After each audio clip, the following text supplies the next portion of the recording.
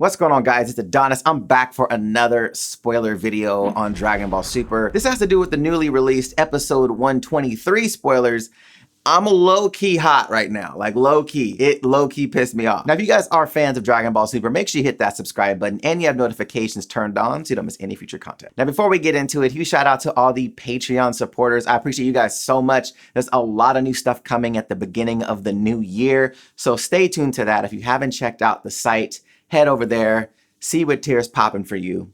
Let's go. Now, before we jump into this, huge spoiler alert. If you guys do not want to know anything about episode 123 or the outcome of Vegeta and Jiren, do not watch the rest of this video. All right, so if you've been living under a rock, episode 122 is when Vegeta fights Jiren. And yes, people have been coming up with their own theories, what's gonna go down. I had my set of theories on what's gonna go down.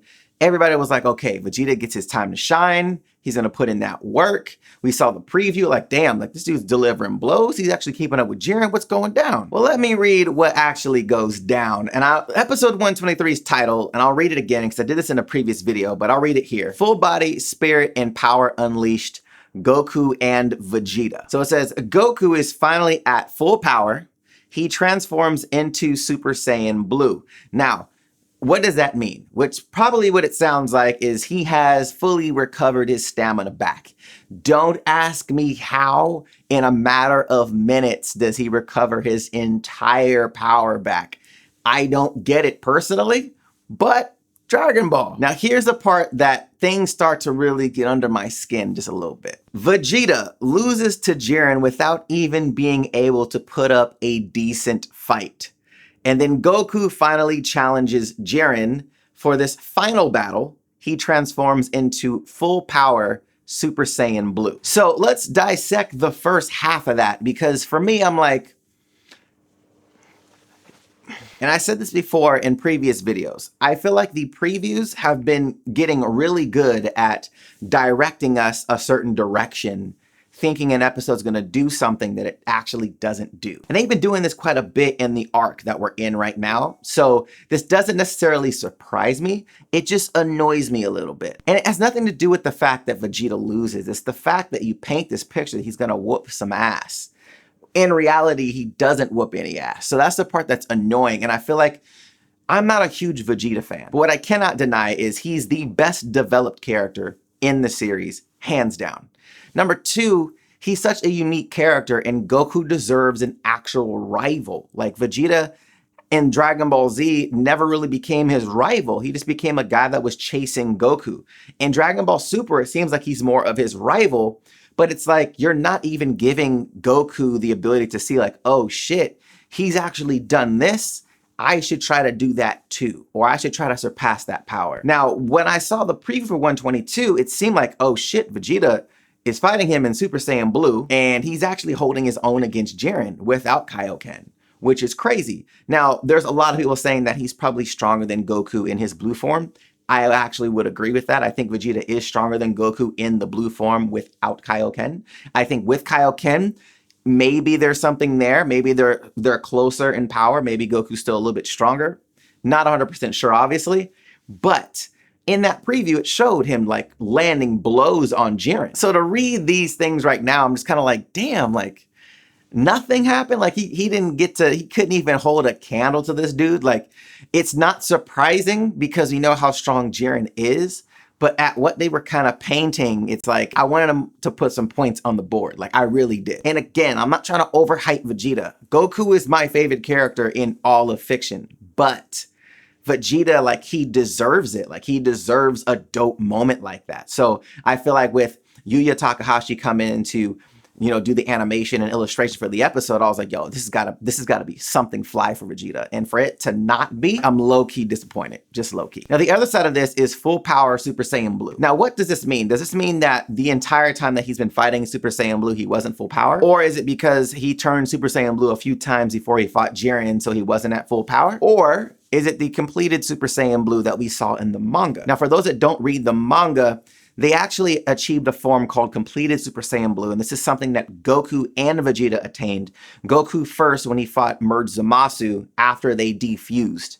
He ended up fighting Merge Zamasu by himself, and uses completed Super Saiyan Blue. In the manga, Kaioken Super Saiyan Blue doesn't exist, at least not yet anyways. But see, that's not all. We still got some other stuff that was like low-key upsetting. So Gohan this week, can he attack number 17 with the enemy? Number 17 uses his whole body to paralyze Toppo and orders Gohan to defeat them both. However, Gohan hesitates and loses the chance to defeat Toppo.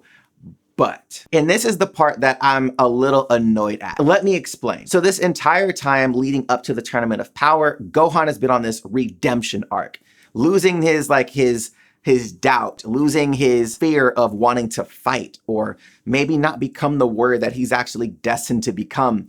He's been on this track of regaining his ultimate form, challenging Goku at full power. Not saying that he was on his level, but more so just recognizing I need to fight an extremely strong opponent to see, one, where I stand, and two, will I not bitch out? And then we see him in the tournament, trying to call some shots, making some awesome decisions when he and Piccolo were fighting the Namekian. There's some things in here where like Gohan is savage now. He's actually even succeeding where he was prior in Dragon Ball Z when he was fighting Majin Buu. He's not as cocky. He's definitely more savage when it comes to his attacks, and he's not holding back. But when I read this, you want him to get to this next level, but then you pull him back as a writer.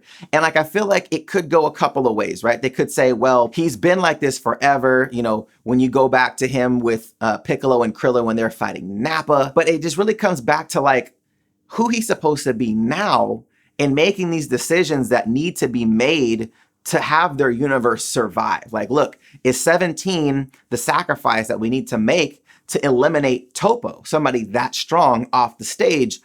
And for him not to be able to make that decision, it bugs me. Like, I feel like what they're trying to do with Gohan, that like takes him back a step. But I want to know your guys' thoughts on that. Do you think that it takes Gohan back a step? Do you think it's congruent with who he is as a character? Let me know your thoughts on that in the comments down below. Now, I'm not trying to make this a rant. It's just frustrating when you see opportunities for really awesome moments to happen with characters that we really haven't seen, one, in a long time, but two, really have a significant moment in the tournament. Like, Gohan's had some cool moments, but he hasn't had like a dope moment of like, yo, that was beast. Like, that's the Gohan that I want all the time. We haven't seen that. Yes, Gohan had the Kamehameha, but I don't know, like, it just didn't feel like it was all him. But I don't know, guys, it was just a little frustrating to me, to be honest, like, to read that and be like, yo, like, he's come so far, and then you pull him back. So I don't know. Let me know your guys' thoughts on episode 123 spoilers. Do you think they did Vegeta and Gohan dirty? Do you think that it's going to lead into something else? Do you think we'll see fusion between Gohan and Vegeta? Do you think Vegeta will have some kind of redemption or help Goku knock Jiren off the stage? Do you think that Gohan is going to have a redemption arc with, you know, him not being able to pull the trigger with 17, but maybe achieves another level and takes Toppo out?